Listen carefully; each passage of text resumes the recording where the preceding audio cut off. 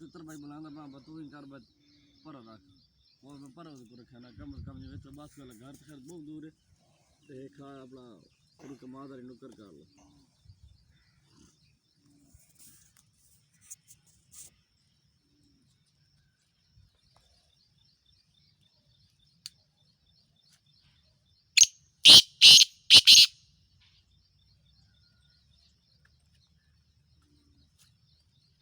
इस तरह वाला उल्टा ना हो, इस चंगा।